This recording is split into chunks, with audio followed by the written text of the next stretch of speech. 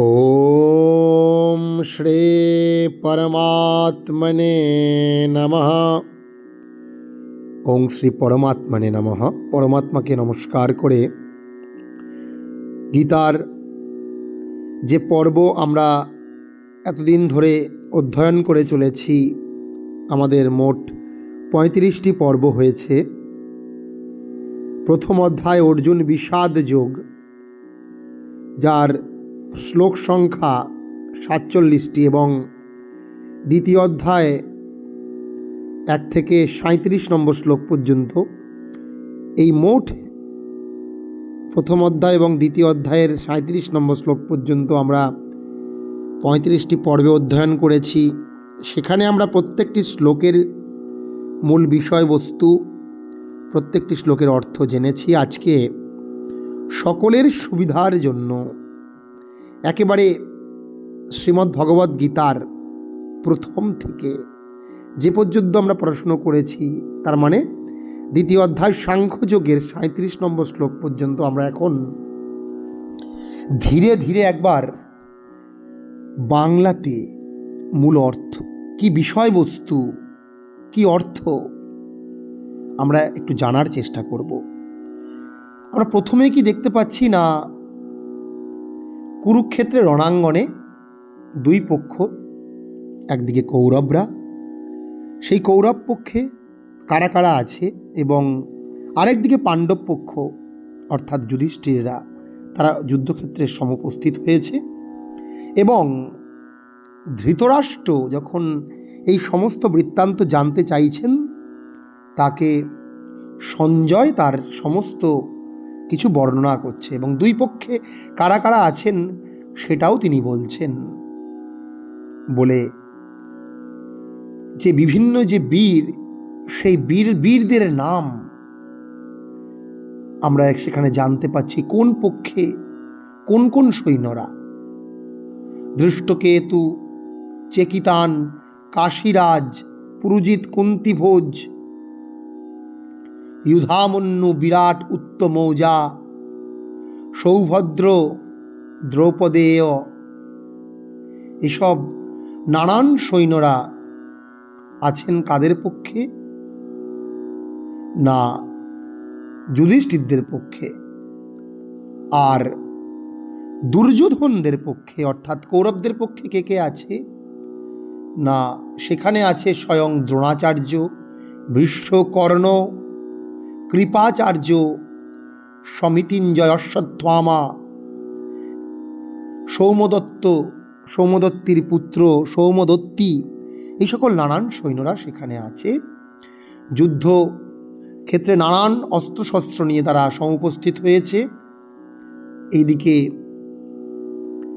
দুর্যোধনদের যে সৈন্যদল, তা সুরক্ষিত আছে পিতামহ ভীষ্মের দ্বারা, এবং সেই ক্ষমতা অপরিসীম। বলতে গিয়ে বলছে কিনা দুর্যোধন, অপর্যাপ্তম তদস্মাকম বলম ভীষ্মাভিরক্ষিতম, আমাদের অপরিসীম শক্তি বিশ্বের দ্বারা সুরক্ষিত, পিতামহ ভীষ্ম। আর পাণ্ডবদের সীমিত যে ক্ষমতা, সীমিত সৈন্যবল, পর্যাপ্তম তুদমেতেষাম বলম ভীমাভিরক্ষিতম, মধ্যম পাণ্ডব ভীমের দ্বারা সুরক্ষিত আছে। দুই পক্ষের সেনাবাহিনীরা দুই দিকে দাঁড়িয়ে আছে, এবং সেই পিতামহ ভীষ্ম প্রচণ্ড সিংহনাদের মতো গর্জন করে তারা শঙ্খ বাজাতে শুরু করেছে দুর্যোধনের প্রীতি সম্পাদনের জন্য। বিভিন্ন শঙ্খ, আমরা তারও নাম কিন্তু এই প্রথম অধ্যায় থেকে জানতে পাচ্ছি, এবং জানতে পাচ্ছি যে কৌরব এই পাণ্ডব পক্ষের সেনাবাহিনীরা শ্বেত অশ্বযুক্ত রথে চড়ে এসেছে, এবং সেই রথ দিব্য দর্শনে যুক্ত। পাঞ্চজন্য নামক যে শঙ্খ, তা বাজাচ্ছেন স্বয়ং ভগবান শ্রীকৃষ্ণ, যিনি অর্জুনের সখা। দেবদত্ত শঙ্খ বাজাচ্ছেন ধনঞ্জয়। পৌণ্ড্র নামক শঙ্খ বাজাচ্ছেন কে? না, ভীম। আর অনন্ত বিজয় নামক শঙ্খ বাজাচ্ছেন স্বয়ং যুধিষ্ঠির। নকুল বাজাচ্ছেন সুঘোষ, এবং সহদেব এর শঙ্খের নাম মণিপুষ্পক। এরকম নানান শঙ্খ, কাশ্য, পরমেশ্বাস, শিখণ্ডী, এদেরও নানান শঙ্খ, কিন্তু দৃষ্টদ্যুম্ন, সাত্যকী, এরাও কিন্তু তাদের নিজের নিজের বিভিন্ন রকম যে ভিন্ন ভিন্ন শঙ্খ আছে তা বাজাতে শুরু করে দিয়েছে। অর্থাৎ যুদ্ধের একটা মহল তৈরি হয়েছে। এই যুদ্ধ শুরু হয় এবং সেখানে যে বিভিন্ন বাদ্যযন্ত্র বেজে উঠেছে তা আকাশ বাতাসকে বিদারিত করে তুলেছে। এমন একটা অবস্থায় অর্জুন বলে উঠল যে, হে শ্রীকৃষ্ণ, হে সখা, তুমি এই উভয় সেনার মাঝখানে রথকে একবার থামাও। সেনায়োর উভয়ের মধ্যে রথং স্থাপয়ামেচ্যুতা। 21 নম্বর শ্লোক। কারণ আমি এই নিরীক্ষে হম, আমি দেখতে চাই কারা কারা যুদ্ধকামা এখানে যুদ্ধ করতে এসেছে। এইখানেই কিন্তু একটা ক্লাইম্যাক্স শুরু হয়ে গেল। কি হলো? অর্জুন কি জানতো না কারা যুদ্ধ করতে এসেছে? এই যুদ্ধক্ষেত্রে, কুরুক্ষেত্রের রণাঙ্গনে সে তো পূর্ব থেকেই জেনে শুনে যুদ্ধ করতে এখানে সমুপস্থিত হয়েছে, রণসজ্জা নিয়ে, সকল বীর যোদ্ধাদের নিয়ে। তাহলে হঠাৎ করে যে বলছে কেন কারা কারা এখানে এসেছে, আমরা দেখবো তার তাৎপর্য কি। সে বলছে কৈরিময়া সহ যোদ্ধব্যম অস্মিন রণসমুদ্যমে। এই বিরাট যে রণসমুদ্যমে, এই বিরাট যে রণক্ষেত্রে কার সঙ্গে, কৈরিময়া সহযোদ্ধব্যে, ময়া আমার দ্বারা, কই কাদের সাথে যুদ্ধ করতে হবে আমি এবার দেখতে চাই। এটাই প্রচন্ড হাস্যকর এবং এটাই অবাক করেছে সমস্ত পাঠকদের যে কি ব্যাপার। আমরা যদি মহাভারতের পূর্বাপর্ব দেখি, সেখানে তো জানি আমরা যে পাণ্ডবদের প্রতি যে অবিচার হয়েছে, পাশা খেলার দ্বারা তাদের রাজ্য হস্তিনাপুরকে ছিনিয়ে নেওয়া হয়েছে, তাদের জন্য 12 বছরের বনবাসকে পাঠানো হয়েছে, 1 বছর অজ্ঞাতবাস করা হয়েছে, দ্রৌপদীর ভরা সভায় বস্ত্র হরণের স্বরূপ লাঞ্ছনা করা হয়েছে, ইত্যাদি কারণেই তো পাণ্ডবরা আজকে এই ধর্মযুদ্ধে সব উপস্থিত হয়েছে, ধর্মকে প্রতিষ্ঠা করার জন্য। তাহলে হঠাৎ করে সে সমস্ত কিছু জেনে শুনে কেন বলে উঠল যে কৈরিময়া সহযোদ্ধব্যম अस्मिन् রণসমুদ্যমে, আমাকে কার সাথে যুদ্ধ করতে হবে এই বিশাল যুদ্ধক্ষেত্রে। যৎস্যমানান্নবেক্ষহম, আমি দেখব। ধার্তরাষ্ট্রস্য দুর্বুদ্ধে যুদ্ধে প্রিয় চিকিৎসব, ধৃতরাষ্ট্রের কোন দুর্বুদ্ধি সম্পন্ন, এইসব কথা বলে সে শ্রীকৃষ্ণকে রথ থামাতে বলল। শ্রীকৃষ্ণ রথ থামালো এবং শ্রীকৃষ্ণ নিজে বলল, দেখো তুমি কারা আছে এখানে, ভীষ্ম, দ্রোণ প্রমুখ, এসব প্রমুখ যোদ্ধারা সেখানে আছে, তুমি জানতে না? পিতামহ ভীষ্ম আছে, দ্রোণাচার্য আছে। উবাচ পার্থ পশ্যইতান, তুমি দেখো পার্থ, হে পার্থ তুমি দেখো। তখন সে দেখলো সেখানে কারা আছে, পিতামহ, আচার্য, মাতুল, পৌত্র, সখী, এরা সব যুদ্ধক্ষেত্রে আছে। আর কারা, শ্বশুর আছে, সুহৃদ আছে। এইসব সমস্ত আত্মীয় স্বজন, পিতামহ, ভাতা, বন্ধু, এদেরকে দেখে সেই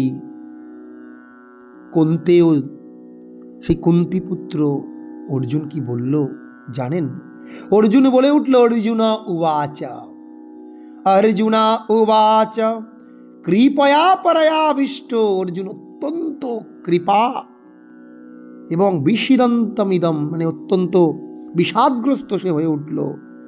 এবং দৃষ্ট্বেনম স্বজনম কৃষ্ণ রথোপস্থম, সে সমস্ত স্বজনদের দৃষ্টেনম স্বজনম কৃষ্ণ যুজুৎসুম সমুপস্থিতম, বলছে হে কৃষ্ণ, আমি এই সকল আত্মীয় স্বজন সকলকে দেখে আমার যা পরিস্থিতি হচ্ছে কিরকম, সিদন্তি মম গাত্রাণী, বলে অর্জুন বলছে আমার সারা গায়ে ঘাম, আমার মুখ শুকিয়ে আসছে, আমার সারা গায়ে কাঁপুনি হচ্ছে, এইসব আমার শরীরে কিন্তু রোমহর্ষ হচ্ছে, আমার হাত থেকে গান্ডীব, অর্জুনের যে ধনুর্বাণ তার নাম গান্ডীব, সেটাও হাত থেকে পড়ে যাচ্ছে, আমার সারা শরীরে জ্বালা হচ্ছে, ত্বকচৈব পরিধয় হতে, আমি আর এক মুহূর্ত দাঁড়িয়ে থাকতে পারছি না, আমার মন ভ্রমিত হচ্ছে, এবং আমি এই যুদ্ধের কি কারণ, যুদ্ধের কি প্রয়োজন, নিমিত্তানি ন পশ্যামি, আমি সেটাও দেখতে পাচ্ছি না, নাচা শক্নম নাচা শ্রেয়ং পশ্যামি, এবং অর্জুন যুদ্ধের কোনো ভালো ফলও দেখতে পেল না, ইত্যাদি নানান কথা বলে সে বলছে আমি রাজ্য চাই না, সুখ চাই না।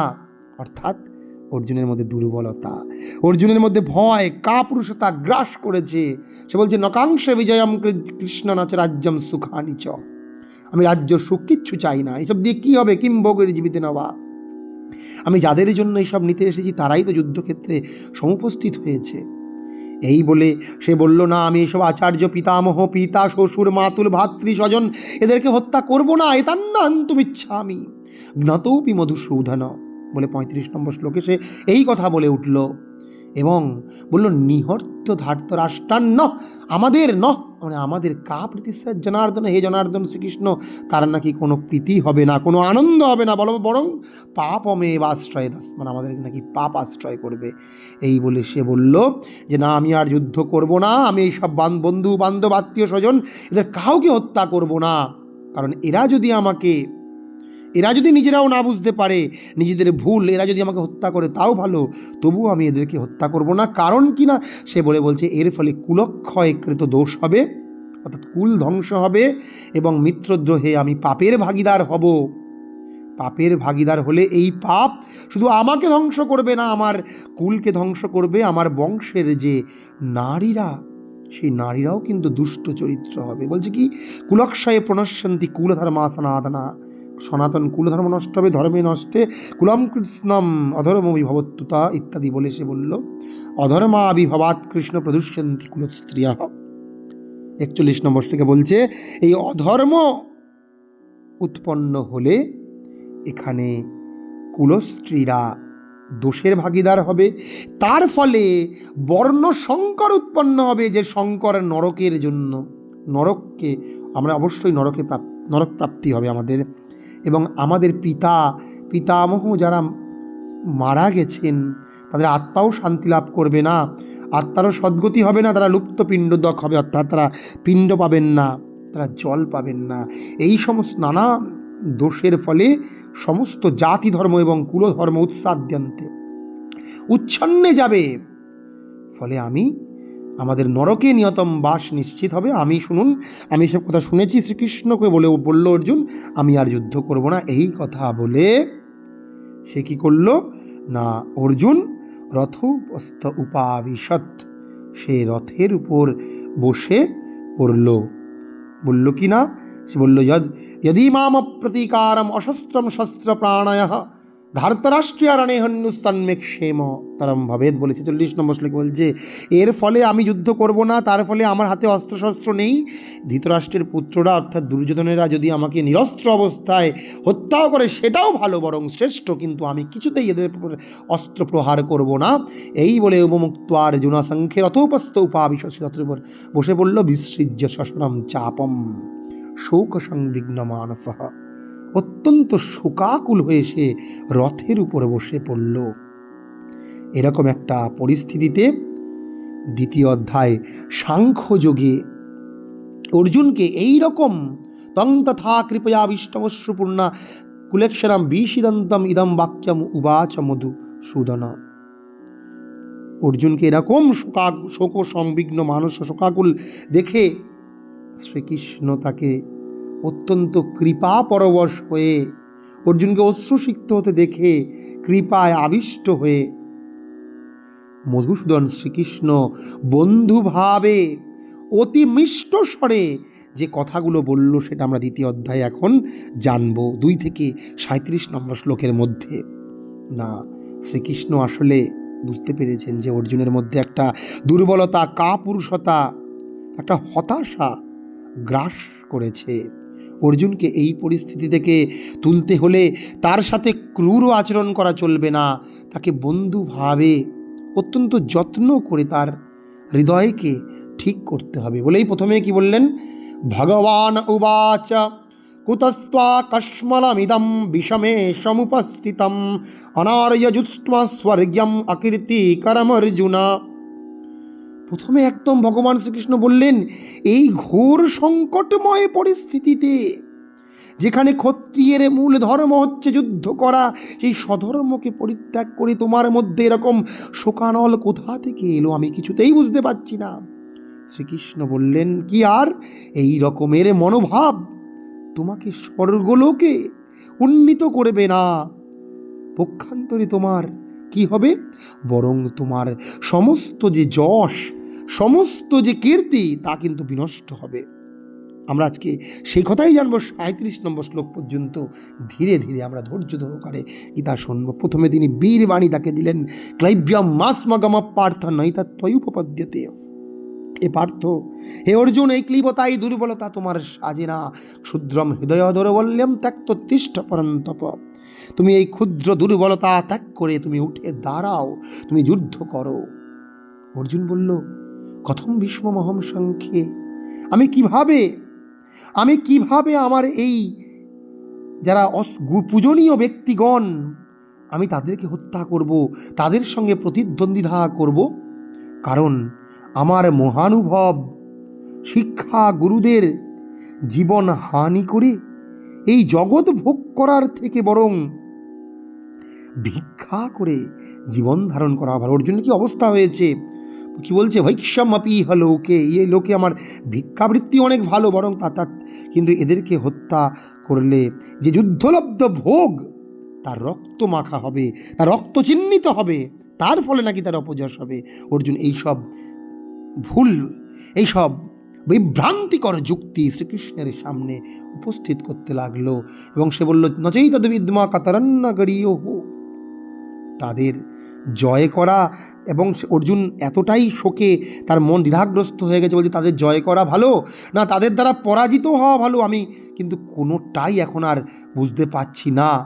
আমার এই কার্পণ্য জনিত দোষের ফলে আমি কিন্তু কিছুই আর বুঝতে পারছি না। তাই আমি তোমাকে, হে শ্রীকৃষ্ণ, অর্জুনকে জিজ্ঞেস করছি, শ্রেয়সান নিশ্চিতাম ব্রুহিতান্মে, যেটা শ্রেষ্ঠ, যেটা কল্যাণকর, সেটা আপনি আমাকে বলুন। নহি প্রপশ্যামি মমা পুনদ্যাৎ ইচ্ছোকমুচ্ছোষণম ইন্দ্রিয়াণাম, আমার যে শোক তা আমার সমস্ত ইন্দ্রিয়গুলোকে, আমার শরীরকে জ্বালিয়ে দিচ্ছে। আমি আর আমার কোনটা ঠিক কোনটা ভুল আমি কিছুতেই বুঝতে পারছি না।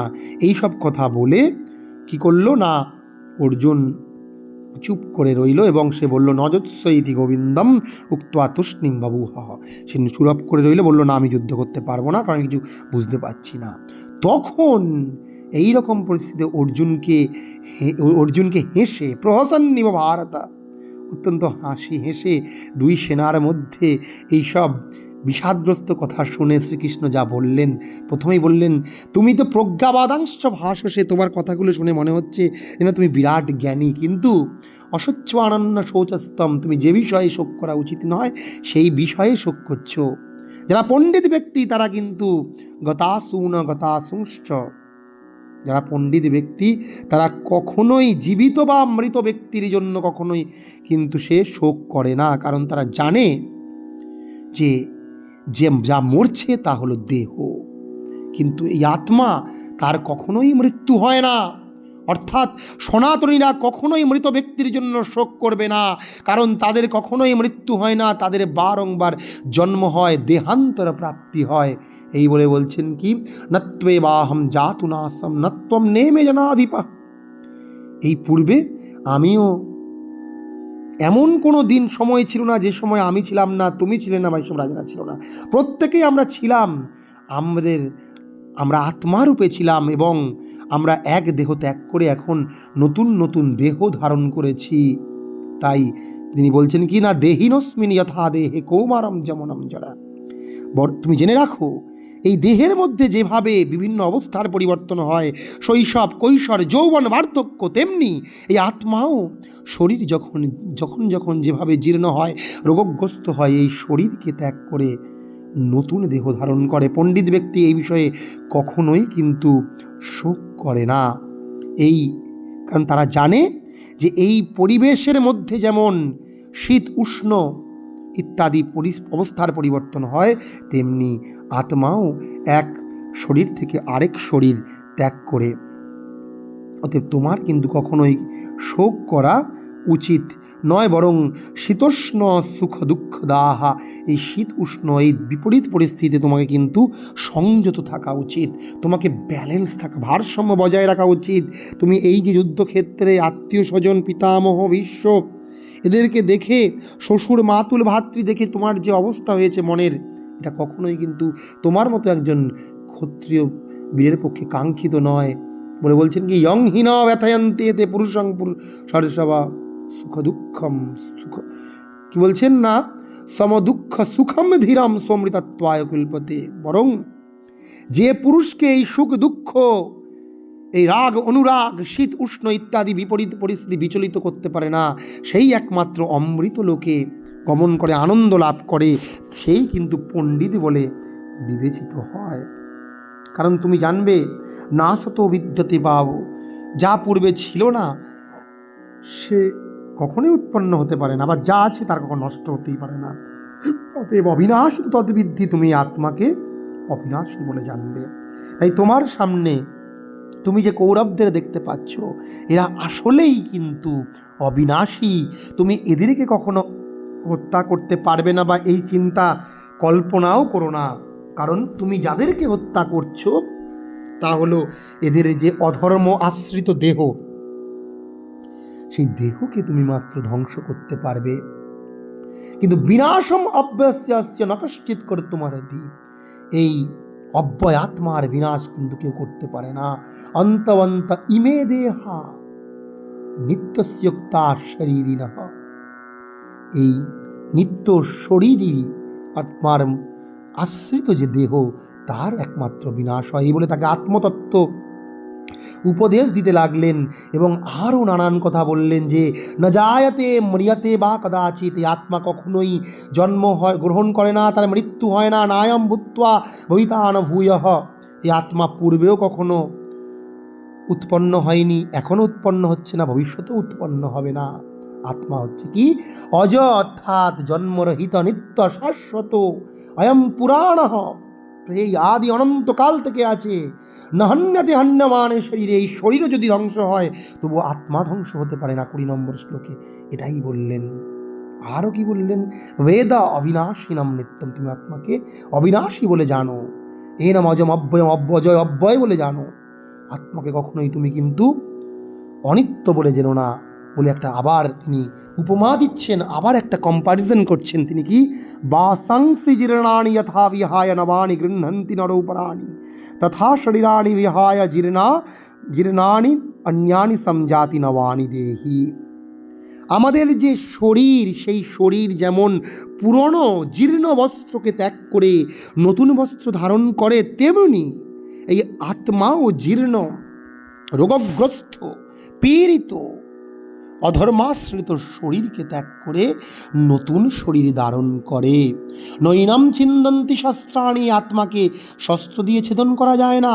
নৈনাম দহতি পাবক, একে পাবক আগুন দিয়ে দগ্ধ করা যায় না। নচৈনাম ক্লেদয়ন্ত্যাপ, একে জল দিয়ে শুষ্ক করা যায় না, জল দিয়ে সিঞ্চিত করা যায় না, ক্লেদন করা যায় না, ক্লিষ্ট করা যায় না। ন শৌষয়তি মারুতঃ, একে বায়ু দিয়ে শুষ্ক করা যায় না। অচ্ছেদ্য অয়ম, অয়ম আত্মা, এই আত্মা অচ্ছেদ্য, ছেদনযোগ্য নয়। অদাহ্য, একে দগ্ধ করা যায় না, অদাহ্য।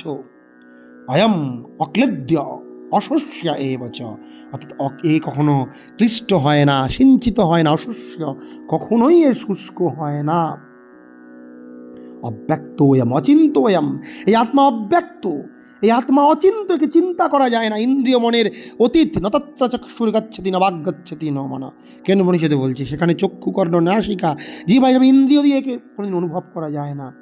একে শুধু অপরোক্ষ অনুভূতির দ্বারা উপলব্ধি করতে হয়। তস্মাৎ এবং বিদিত্বেনম, তাই আত্মাকে তুমি এরকম জেনে কখনোই কিন্তু তুমি শোক করো না। এসব নানানভাবে অর্জুনকে কি করলেন, শ্রীকৃষ্ণ আত্মতত্ত্ব উপদেশ দিলেন এবং তিনি বললেন, আরও তুমি জানো জাতস্য হি ধ্রুব মৃত্যু ধ্রুবম জন্ম মৃত্যুস্য চ, যে জন্মাবে তার মৃত্যু হবে। আত্মা উৎপন্ন হয়েছে, আত্মার ধ্বংস হবে। অতএব তুমি কেন চিন্তা করছো? আত্মা নয়, আত্মা, তুমি যদি মনে করো যে আত্মার উৎপন্ন হয় ধ্বংস হয়, তাহলে সে ব্যাপারেও তোমার কখনো কিন্তু শোক করা উচিত নয়। কারণ জাতস্য হি ধ্রুবম মৃত্যু, যেমন শরীর, আমাদের যা বস্ত্র শস্ত্র, আমরা যা বস্তু ব্যবহার করি তার তো একদিন একদিন নষ্ট হবে। আমরা যদি ভাবি কেন নষ্ট হলো, একটা মোবাইল ফোন কিনেছি, আজকে আছে কালকে থাকবে না। তাই তুমি এরকম তস্মাৎ অপরিহার্যের্থে, এই অপরিহার্য বিষয়ে তুমি কখনোই শোক করতে পারো না। তুমি যদি মনেও করো যে আত্মা জন্মেছে তার মৃত্যু হোক না, তোমার তো কিছু করার নেই। কাল এবা হরতি সর্বম, কাল এবা ভবতি সর্বম, কালেই সমস্ত কিছু হয়, মহাকালের হাতে ছেড়ে যাও, তোমার কর্তব্য ক্ষত্রিয় ধর্ম পালন করা। এই বলে তিনি কি বললেন না, তিনি আরো অনেক কথা বললেন যে আত্মাকে অনেকে আশ্চর্যবৎ পশ্যতি, এই আত্মা আশ্চর্য, এবং তারপরে তিনি তার স্বধর্মের কথা স্মরণ করালেন যে স্বধর্মমপি চাবেক্ষ্য নবিকম্পি তোমার স্বধর্মের কথা মনে করে তুমি কিন্তু আর বিকম্পিত হতে পারো না, তুমি পিছিয়ে আসতে পারো না, কারণ ধর্মাদ্ধি যুদ্ধাশ্রেয়োন্নত ক্ষত্রিয়স্য ন বিদ্যতে। একজন ক্ষত্রিয় বীরের পক্ষে যুদ্ধক্ষেত্রে এসে প্রকৃত ধর্ম যুদ্ধ করা ছাড়া আর অন্য কিছু মঙ্গলকর হতে পারে না। 31 নম্বর শ্লোকে তিনি তার স্বধর্ম স্মরণ করালেন এবং বললেন যে যদৃচ্ছায় উপপন্নম, না চাইতো মেঘ, না চাইতে জল, একজন ক্ষত্রিয়ের কাছে যুদ্ধ করার পরিস্থিতি, ধর্ম প্রতিষ্ঠা করার যে সুযোগ তা যদি উপস্থিত হয়, সেটা কিন্তু অবশ্যই একজন ক্ষত্রিয়ের পালন করা উচিত। এর ফলে সে সুখী লাভ করবে, সে সুখ লাভ করবে, সে স্বর্গলোকে গমন করবে। কারণ ঈদৃশম যুদ্ধম, এইরকম যুদ্ধ তার কাছে অত্যন্ত সৌভাগ্যবশত এখানে উপস্থিত হয়েছে। সত্যি তাই, কুরুক্ষেত্রের যুদ্ধ আজকে যদি না আসতো, অর্জুনকে কে চিনত? শ্রীকৃষ্ণকে আমরা কতটাই বা চিনতে পারতাম? তাই এই কুরুক্ষেত্রের যুদ্ধে অধর্মকে নাশ করে ধর্ম প্রতিষ্ঠা করার যে সুযোগ, তা কিন্তু কালের নিয়মে অত্যন্ত সৌভাগ্যবশতই কিন্তু অর্জুনের কাছে এসেছে। তাই অর্জুন, তুমি এই সুযোগ কখনোই হারিও না। অথচৈত্বমিমম ধর্মম সংগ্রামম না করিষ্যসি, বরং তুমি যদি এই ধর্মযুদ্ধ না করো, তাহলে তোমার স্বর্গও তুমি হারাবে, কীর্তিও তুমি হারাবে, এবং দুটো হারিয়ে তুমি কিন্তু পাপ লাভ হবে। এবার অর্জুনকে তিনি অকীর্তির কথা শোনাচ্ছেন। এই অপযশ, অসম্মান, নিন্দা, অকীর্তি, এই সমাজের মধ্যে যদি এগুলো ছড়িয়ে পড়ে কোনো ব্যক্তির নামে, তবে সেটা কিন্তু সবচেয়ে কষ্টকর। বলছে অকীর্তিম চাপি ভূতানি কথেশ্বনি, তোমার সম্বন্ধে নানান কথা লোকে বলবে যে অর্জুন যুদ্ধক্ষেত্রে গিয়ে দুর্বলের মতো, ভীরুর মতো যুদ্ধক্ষেত্র থেকে পলায়ন করেছে। যারা তোমাকে ভালোবাসতো, যারা তোমাকে শ্রদ্ধা করতো, যারা বলতো বহুমত, যারা তোমার প্রশংসা করতো, তারাও বলবে ভয়াদ্রাণ, কি না, ভয়াদ্রাণাদ উপারতম, ভয় পেয়ে অর্জুন যুদ্ধক্ষেত্র পলায়ন করেছে। আরও কি না, অবাচ্যবাদাংশ বহ্ন্যদিষ্যন্তি, যে কথা বলা উচিত নয় এরকম নানান কথা তোমার সম্বন্ধে কিন্তু বলতে থাকবে, এবং নিন্দন্তস্তব, তোমার নিন্দা করবে, তোমার সামর্থ্যের নিন্দা করে প্রশ্ন তুলবে। এর থেকে দুঃখজনক আর একজন ক্ষত্রিয়ের পক্ষে কি হতে পারে? তাই শ্রীকৃষ্ণ অর্জুনকে বললেন, তুমি যুদ্ধ করো, এই ধর্মযুদ্ধে তুমি ধর্মকে প্রতিষ্ঠা করো। কারণ কি, হতৌ বা প্রাপ্স্যসি স্বর্গম, তুমি যদি যুদ্ধক্ষেত্রে মরেও যাও, তুমি স্বর্গলাভ করবে। জিত্বা বা ভুক্ষসে মহিম, আর যদি জয়লাভ করো, তুমি এই মহিলোক, এই পৃথিবী লোককে ভোগ করবে। 37 নম্বর শ্লোক এই পর্যন্ত আর কি। তস্মাদ উত্তিষ্ঠ, সেই যে কথা বলেছিল, ক্লৈব্যামাস্মগমপ্রার্থনাই তত্ত্বয়ুপপদ্যতে, ক্ষুদ্রম হৃদয়াদর বললাম ত্যক্ত তিষ্ঠ পরন্তপ। 3 নম্বর শ্লোক সাংখ্যযোগ, সেই কথাই আজকে 37 নম্বর শ্লোকে বলছেন, তস্মাদ উত্তিষ্ঠ, তুমি মরে গেলে স্বর্গলাভ করবে, জিতে গেলে এই পৃথিবী লোককে বীরের মতো ভোগ করবে। তাই উত্তিষ্ঠ কন্তেয়, তুমি উঠে দাঁড়াও, যুদ্ধায় কৃত নিশ্চয়, তুমি যুদ্ধের জন্য তোমার মনকে দৃঢ় করো, স্থির করো, নিশ্চয় আত্মিকা তোমার বুদ্ধি হোক। আজকে আমরা এটাই জানলাম একদম প্রথম অধ্যায়ের 1 নম্বর শ্লোক থেকে দ্বিতীয় অধ্যায়ের 37 নম্বর শ্লোক সাংখ্যযোগ পর্যন্ত। সকলকে অনেক অনেক নমস্কার। আপনারা গীতা এইভাবে বারংবার শুনতে থাকুন এবং গীতা পাঠ অভ্যাস করুন, আর আমার এই সংস্কৃত চ্যানেলের পাশে থাকুন।